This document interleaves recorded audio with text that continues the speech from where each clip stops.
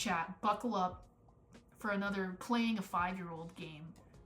This 5-year-old was probably more like 10 or 11, but he, I don't know how old children are because they are children. They all look the same to me. But it was a small child, and he was like 1800. And I played him in the other tournament, I think. I don't really remember the result. I think I won, but I'm really not sure. So, of course, when you're playing a child, you play d4. No question. I am at the point where, like, when you sit down to play me in a classical game, you really probably don't know what my first move is going to be. I don't even know what it's going to be. I just kind of sit down and I go where the wind takes me, and if I play. Like, here I metagamed a little, and I said he's a kid, so we'll keep it positional. Like, e4 he might kill me in. Who knows? But I went d4. d5, c4, e6.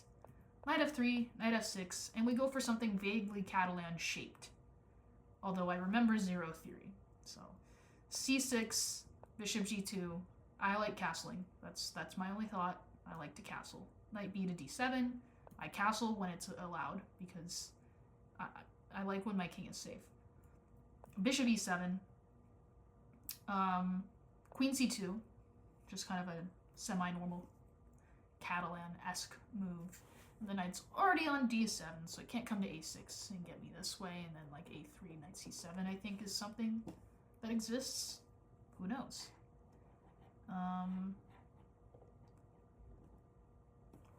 b6. Oop, b6, and then I'm. Oh wait, no, he didn't play b6 yet. He castled, which is good. And I played b3. b3 is not a move I've really played very often. It's a common idea in the Catalan, but I don't think that maybe once I've played b3. I mean, it's all like based on the situation. But again, I'm like trying to get something interesting and new anyways. My point is, I will just take back with a pawn if he ever takes now. And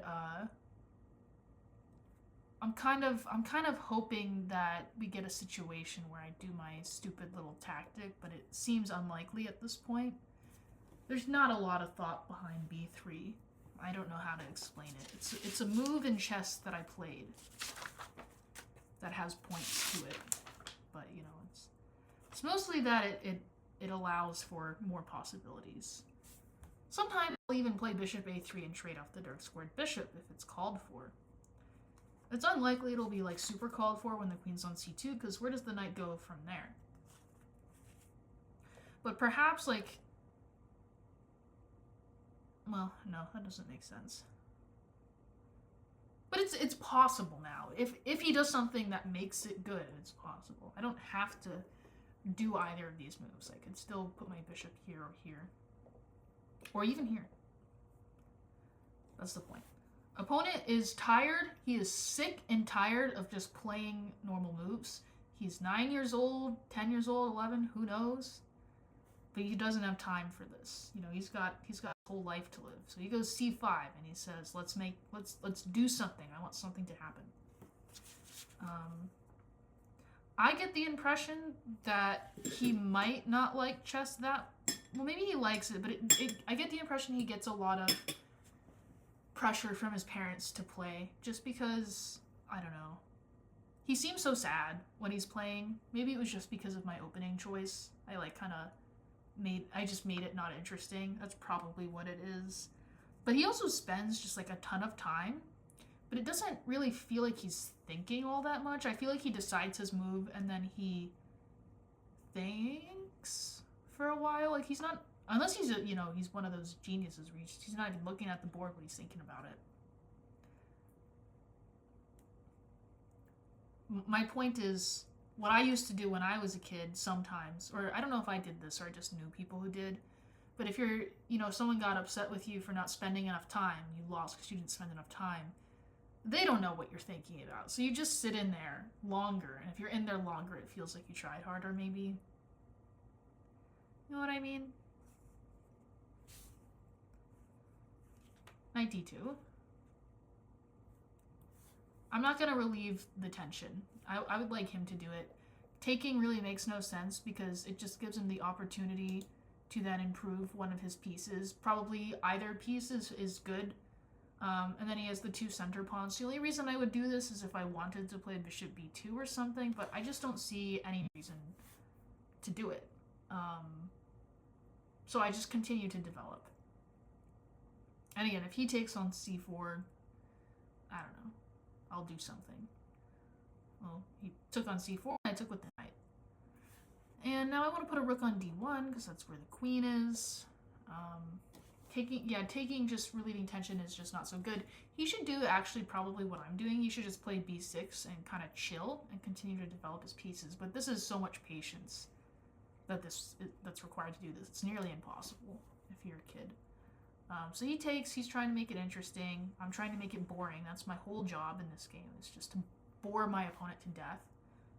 Knight takes c4, knight d5, and I go e4. For the reason that after he plays knight b4, I now have e2 available for my queen. The reason it's not so good is because it's an unnecessary pawn push, I think, and it blocks the bishop. The computer would rather just something like even more simple, like rook d1, and then maybe a take, so that he can't take with the knight because this is pinned. Something like this. I don't really understand why this would be given a dubious. I think that's a bit harsh. So I go e4, knight b4, and queen e2. So the queen is doing almost the same exact job on e2 that it was doing on c2. It's just not attacked by the knight anymore. And now here it comes. He wants interesting, I want dull. b5. How do you keep this as boring as possible? Because b5 is a reasonable move for sure. But he's really instigating. Like he's provoking me. He's inviting complications, and that's like the last thing I want against a child who is 1800 and probably calculates far better than I.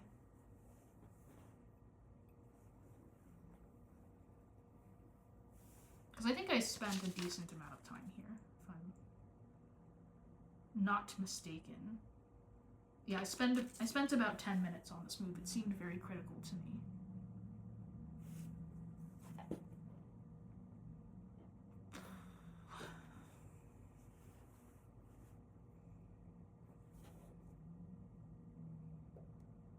Maybe this should be. Why am I so short?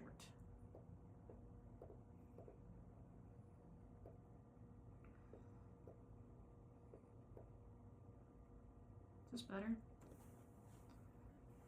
My FIDE rating is like 1900. Nothing special. Don't get a lot of FIDE tournaments here. That's the classic American excuse, but it's like it is true also. Fianchetto the knight. Knight b2 was not something I considered. It's sort of between 95, a3 I think I even considered, actually for quite a long time, or 93. a3, you know, it might work.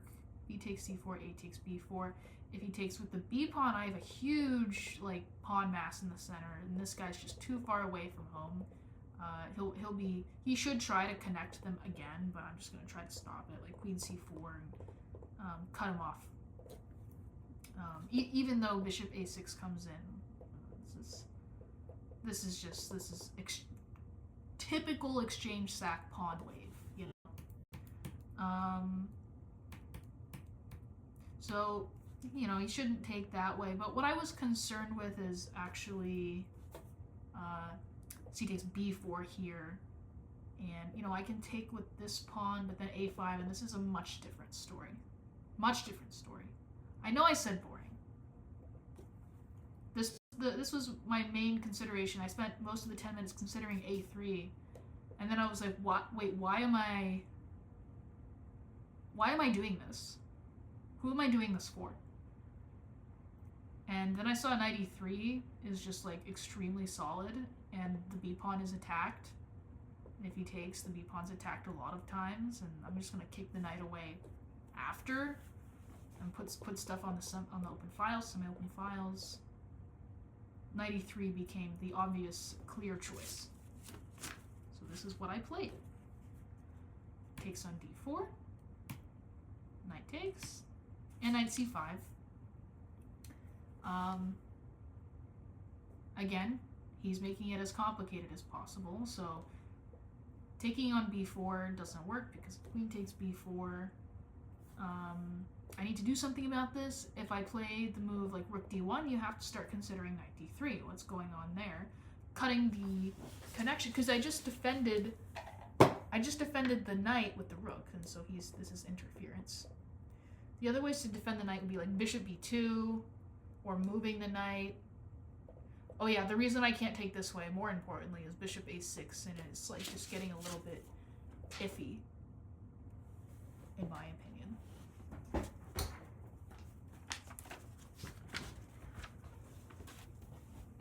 So I didn't really seriously consider taking on b5, kind of at all. I want to keep it simple. I want to play rook d1, but I want a plan after he plays knight d3. So do I have a good plan? Because otherwise he's just gonna like grab my bishop. You know, he's gonna have two bishops. It's not exactly going to be boring.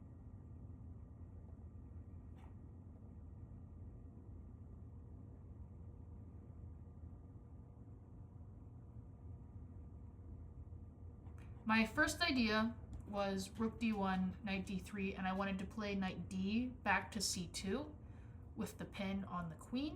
And I thought this was just absolutely devastating, because if knight takes c2, queen takes c2, the knight is just too far away to be defended by anything, and it'll be lost on the next move.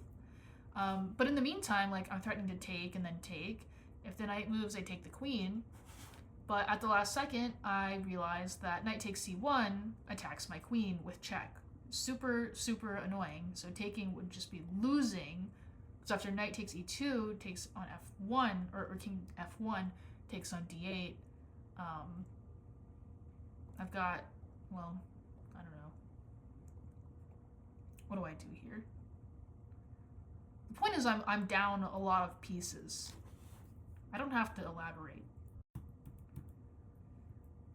So that frustrated me greatly.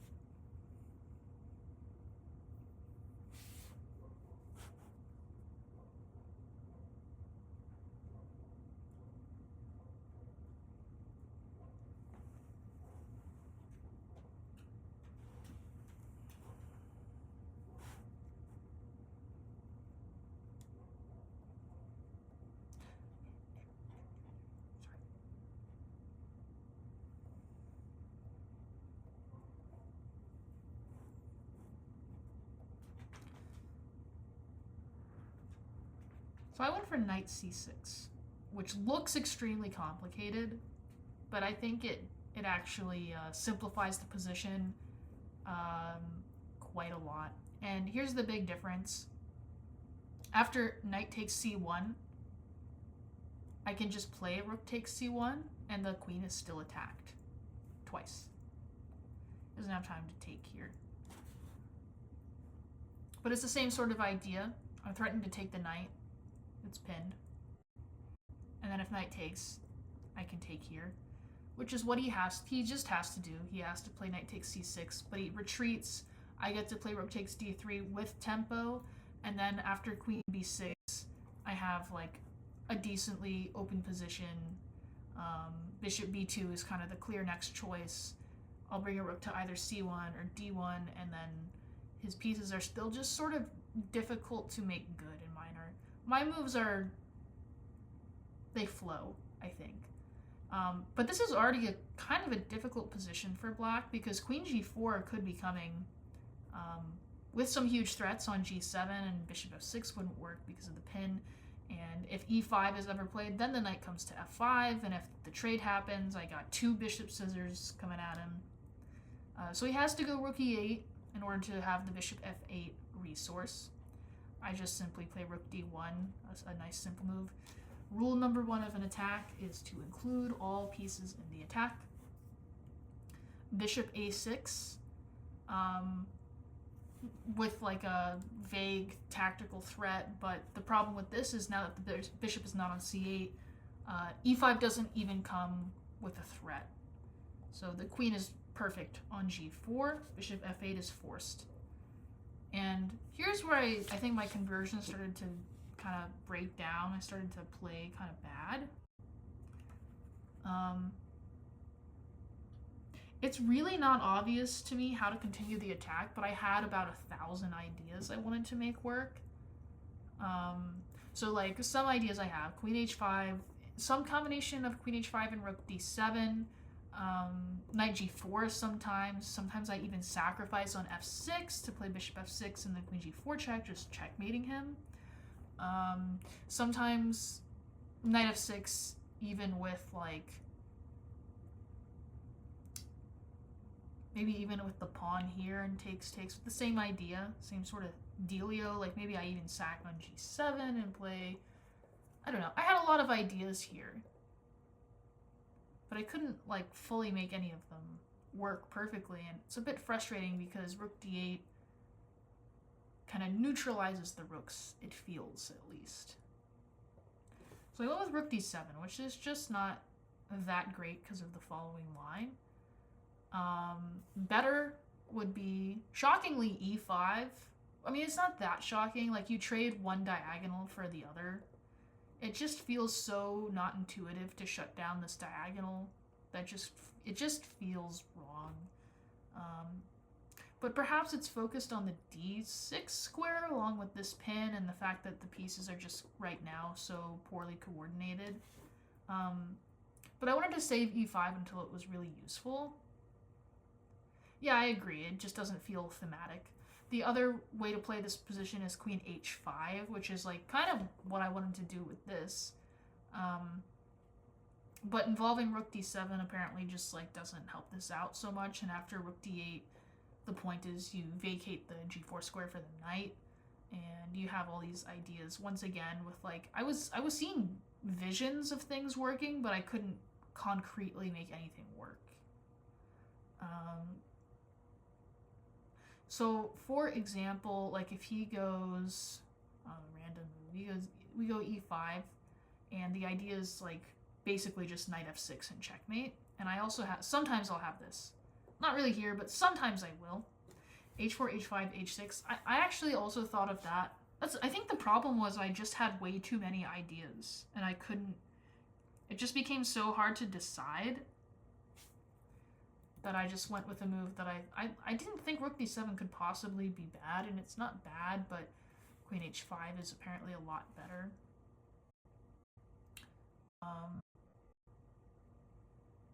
Yeah, I think it's the point is, if I play rook d7 with the threat of queen f7, super strong, so it forces rook d8, and then knight g4. But if I play rook d7 first, rook d8, if I go queen h5, maybe he trades everything. I don't know. Yeah, I mean, it's really not clear. It's not like I have a huge attack. It just really feels like I could get one if everything goes right, but I don't necessarily have an attack yet. That's the thing. So rook d7, rook d8, queen h5, takes. And so now I have, you know, one less piece to work with here. And rook e7 comes, and I just don't have time for knight g4. So this was just kind of a dumbass inclusion by me. My bad. I'll try to get better next time. Rook d6, pinning the horsey, and maybe I'll play e5. Queen c7, I'm really letting it slip here. I hated playing e5, but I could not find anything better. I absolutely hated playing this move, and I knew I gave up like a better continuation somewhere, and I didn't know where, but this just felt ugly and gross. It's not, but it just feels disgusting. So I'm threatening the knight, like he either has to go back or play bishop b7. He goes bishop b7, and I go bishop e4. So this is my idea. It's really less about, I mean, it is. It's cementing the rook here. Maybe knight g4, knight f6 happens. But more importantly, the bishop will come into the attack. Attacks happen on one color square. It seems to me most likely it'll happen on the dark squares actually, but in order to induce those dark square weaknesses, like with g6, I need to first attack the light squares. He should play h6 here. I thought he would play h6, and I wasn't entirely sure how to continue, like maybe queen f3 and build up, but the problem is like knight d8, and then like what am I doing exactly? I think I just like royally fucked this up. If he finds all these moves.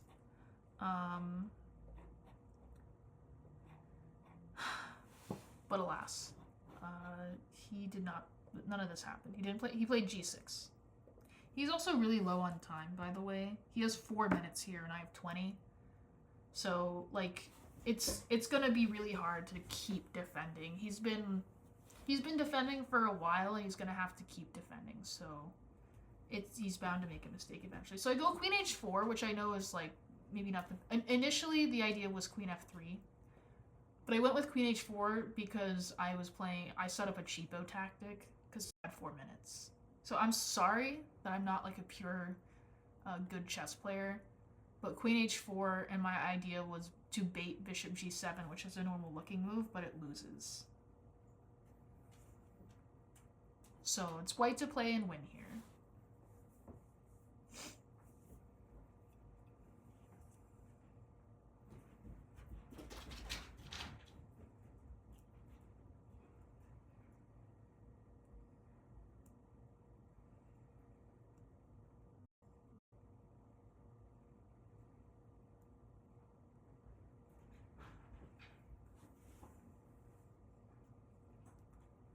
Full lines, please.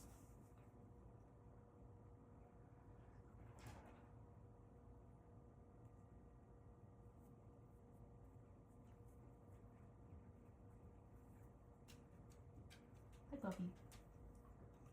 I know you're hungry. As soon as they figure out this tactic, I'll feed you.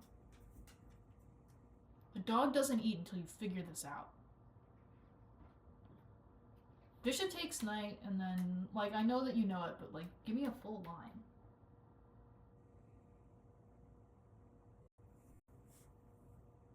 Or the dog starves.